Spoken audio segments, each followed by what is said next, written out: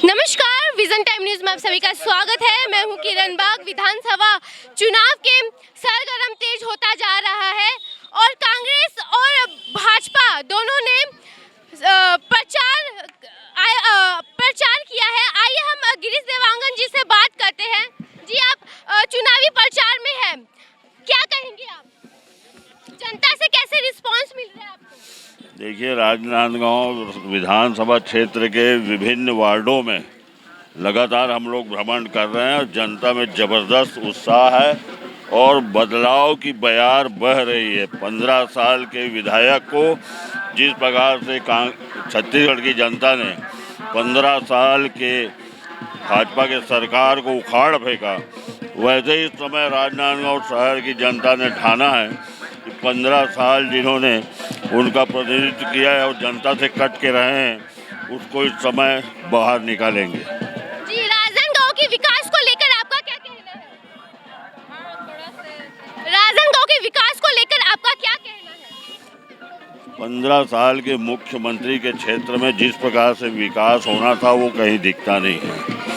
हमारी प्राथमिकता राजनांदगांव के विकास की रहेगी। जहाँ तक शहर के सौंदर्यीकरण की बात है, वहीं यहाँ रोजगार के लिए उद्योग धंधे, होलसेल कॉरिडोर, सब्जी मंडी से लेके पुराने नए गंज मंडी के विस्तार और विकास की बातें हम लोग सोच के रखे हैं। जी, डॉक्टर रमन जी, और आप आमने सामने हैं, क्या कहना है आपका? देखिए, पार्टी ने मुझे चुनाव लड़ने के लिए यहाँ उम्मीदवार बनाया है। सामने कौन है ये कोई मायने नहीं रखता। हम पार्टी के रीति नीति सिद्धांत को लेकर जनता के बीच जा रहे हैं। 5 साल में भूपेश बघेल जी की सरकार ने जो काम किए हैं उसे लेकर भी हम जनता के बीच जा रहे हैं। जी, गिरीश देवांगन जी भारी प्रत्याशी माने जा रहे हैं, क्या कहेंगे आप? देखिए, जो लोग बोल रहे हैं बाहरी प्रत्याशी, वो गलत बोल रहे हैं। डॉक्टर रमन सिंह जी जो है वो खुद एक बाहरी प्रत्याशी है।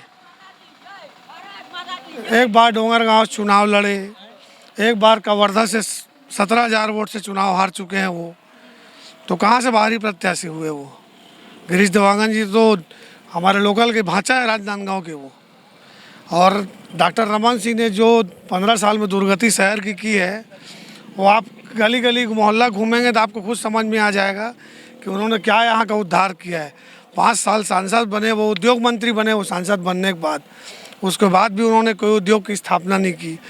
10 साल मुख्यमंत्री रहे यहाँ कंटिन्यू विधायक बन करके, तो भी उन्होंने कुछ नहीं किया। फिर उनको 5 साल जनता ने दिया। वो 5 साल में 5 बार नहीं मिले होंगे यहाँ की जनता से। एक तो उनको राष्ट्रीय उपाध्यक्ष बना दिए हैं, तो ऐसी 20-25 आदमी उनको Z+ वाले घेरे रहते हैं। तो आम आदमी कहाँ से? मैं राजनांदगांव का निवासी हूँ, मेरे घर के पास में भाजपा कार्यालय है। मेरे कोई 10 बार जाना पड़ता है तब मुलाकात नहीं हो पाती उनसे। किनसे? डॉक्टर रमन सिंह जी से। वो तो आते रहते हैं ना। अभी छत्तीसगढ़ मुश्किल से 5 बार आए होंगे मैडम। अब उनकी उम्र भी हो गई है, ना उनको चलते बनता ना फिरते बनता। उनके लड़के हैं, उनको लड़के को दे सकते थे, और भी कोई व्यक्ति उसको चुनाव के लिए टिकट दिया जा सकता था। अब उनकी उम्र हो चुकी है। अब 15 साल 20 साल उनको राजनांदगांव शहर ने दिया है। वो ज़मीन में थे, उनको आसमान में ले गई राजनांदगांव की जनता, और आज भी जनता ज़मीन के ज़मीन में है।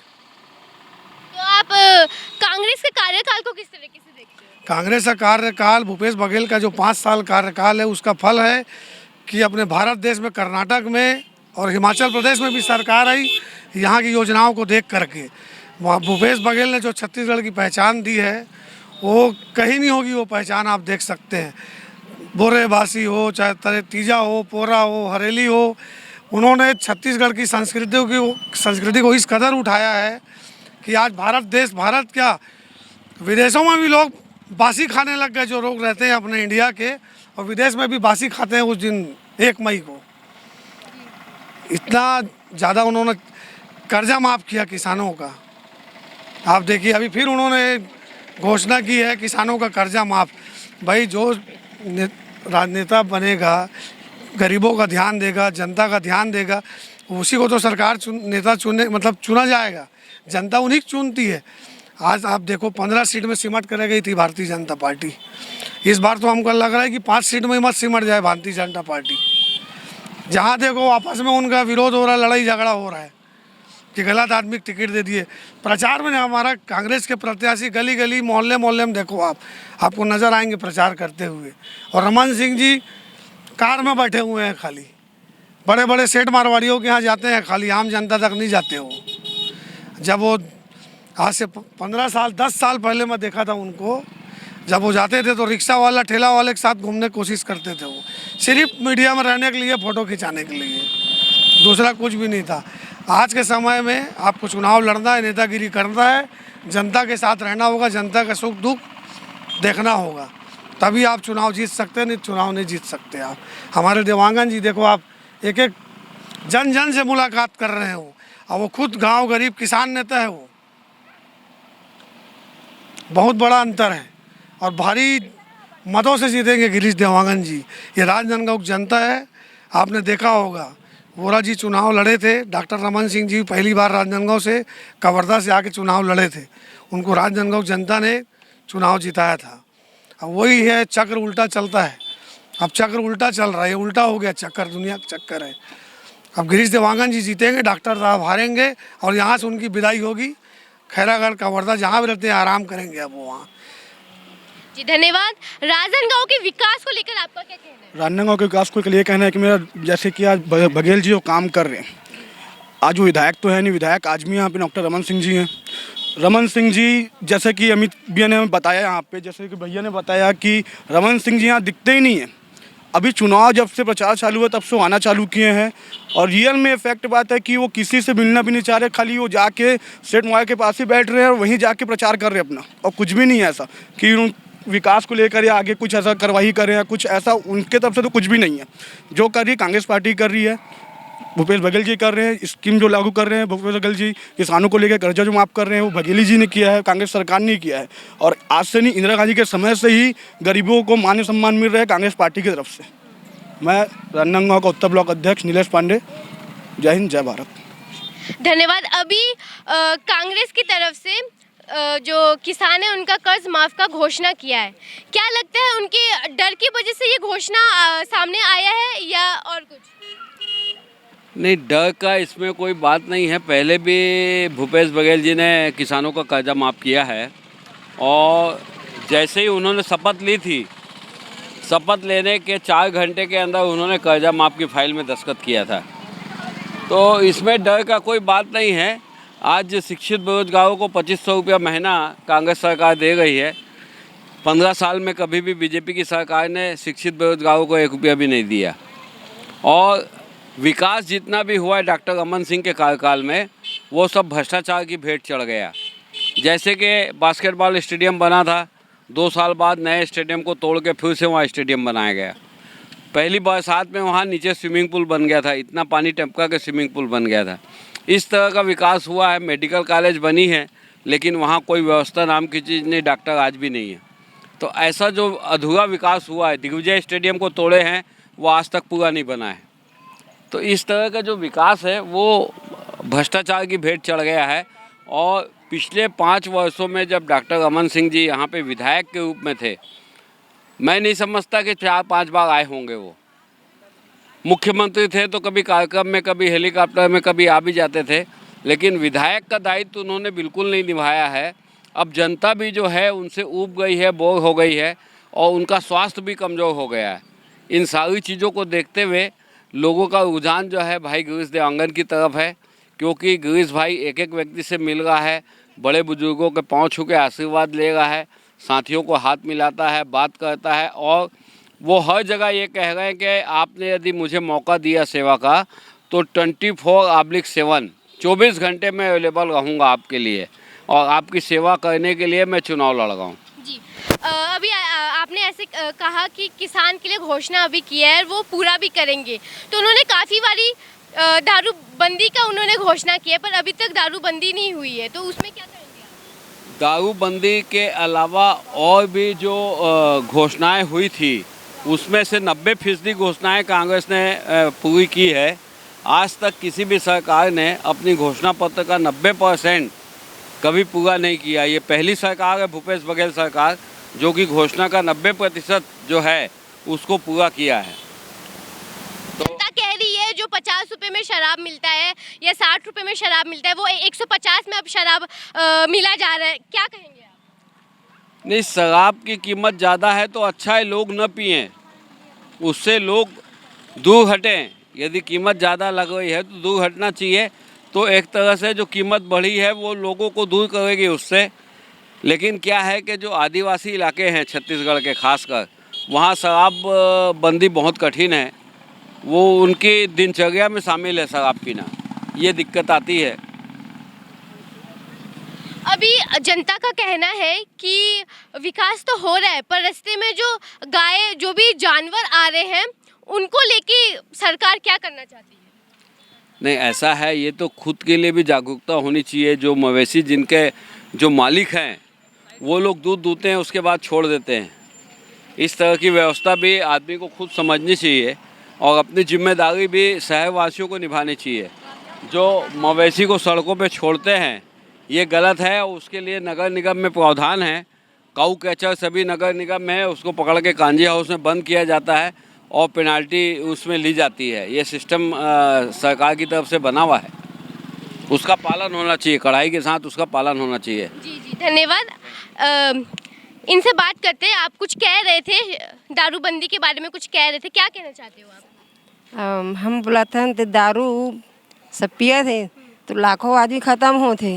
घर के बीबी बच्चन मारना है, पैसा कौड़ी नहीं देना है, घर में चावल है चावल बेचना है, घर में है तो चोरी करना है, समझ जा ये काम है, समझ जाओ कर मन के है ना भाई।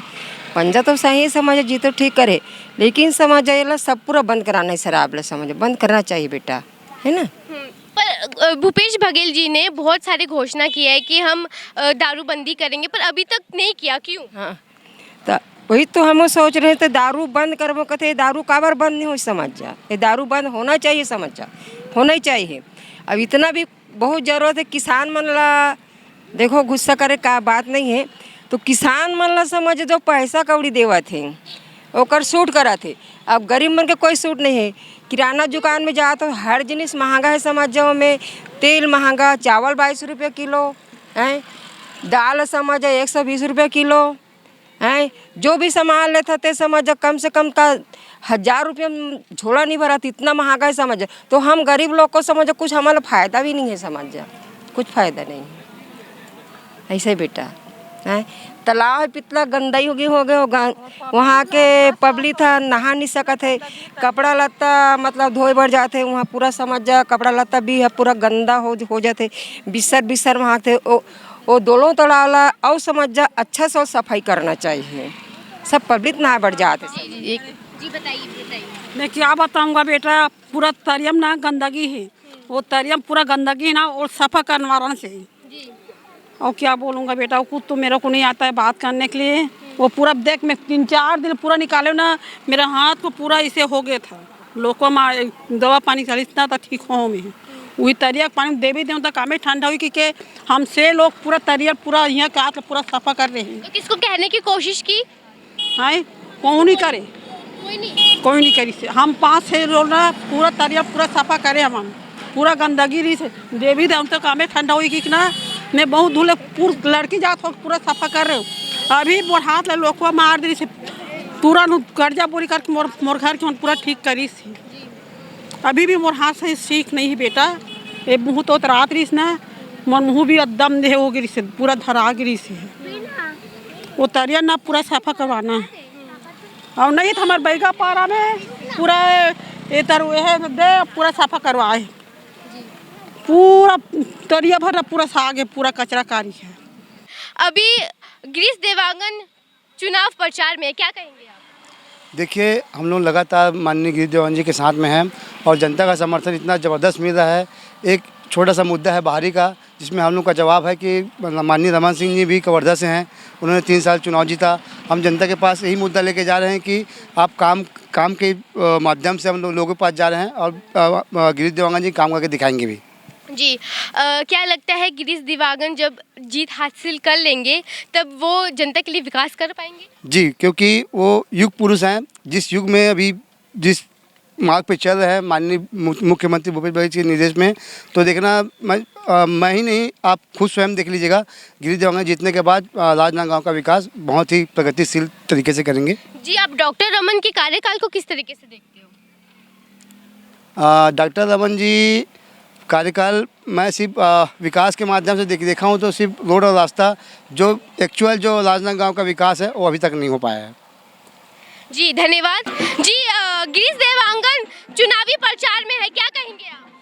जी, उनका एकदम ज़बरदस्त जनसंपर्क मिल रहा है लोगों का, और इस बार राजनांदगांव विधानसभा की जनता ने मन बना लिया है कि इस बार कांग्रेस पार्टी की सरकार बनानी है, कांग्रेस पार्टी का विधायक यहाँ से चुनना है। जी, जनता गिरीश देवांगन को भारी प्रत्याशी मान रही है, क्या कहेंगे? नहीं, भावी प्रत्याशी है गिरीश देवांगन जी, अनुभव है, बहुत पुराना उनका राजनीतिक का अनुभव है और सक्रिय है, और लोगों की एकदम निम्न स्तर के कार्यकर्ता से भी एकदम मिलनसार टाइप से उनका एक मिलनसार व्यक्ति है वो। अभी भूपेश बघेल जी ने किसान के लिए कर्ज माफी का घोषणा किया है, उसमें क्या कहेंगे आप? जी, कर्ज माफी देखो, 15 साल किसानों का हनन हो रहा था, किसानों के साथ अन्याय हो रहा था, किसानों के साथ भेदभाव किया जा रहा था, और हमारी कांग्रेस पार्टी की सरकार ने किसानों के न्याय और अन्नदाता को मजबूत करने की दिशा में काम किया है, और किसानों को ये हक तो मिलना ही था, बहुत पहले से मिल जाना था, है ना। लेकिन अब हमारी भूपेश बघेल की सरकार, कांग्रेस की सरकार एक किसान पुत्र है, माटी पुत्र है, और छत्तीसगढ़िया एक ओबीसी चेहरा है, तो किसानों की दर्द तकलीफ को समझते हैं। इसलिए किसान देखो, जैसा कि आपको बता रहा हूँ, विगत 15 साल में हर प्रतिदिन 4 किसान कर्जक नाम से आत्महत्या करते थे। लेकिन बहुत बड़ी उपलब्धि है भूपेश बघेल की सरकार की कि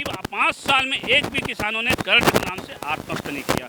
ये बहुत बड़ी उपलब्धि है हम छत्तीसगढ़िया के लिए, किसानों के लिए और कांग्रेस पार्टी के लिए भी। अगर गिरीश देवांगन जीत हासिल कर लेते हैं तो क्या वो जनता के लिए विकास करेंगे? नहीं, राजनांदगांव विधानसभा का चहुमुखी विकास होगा और एक एक वर्गों का विकास होगा। राजनांदगांव में जितना लोगों ने कल्पना नहीं किया होगा उससे कई गुना विकास होगा राजनांदगांव विधानसभा के जनता का, और राजनांदगांव का विधानसभा के क्षेत्र का जो मांग भी होगा वो भी प्रमुखता से विधानसभा में वो रखा जाएगा और पारित भी होगा। जी, अभी डॉक्टर रमन जी और गिरीश देवांगन आमने सामने हैं।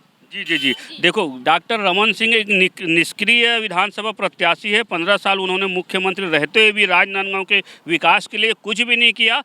सबसे पहले यहाँ राजनांदगांव विधानसभा में मुख्यमंत्री से पहले वो केंद्रीय उद्योग मंत्री थे।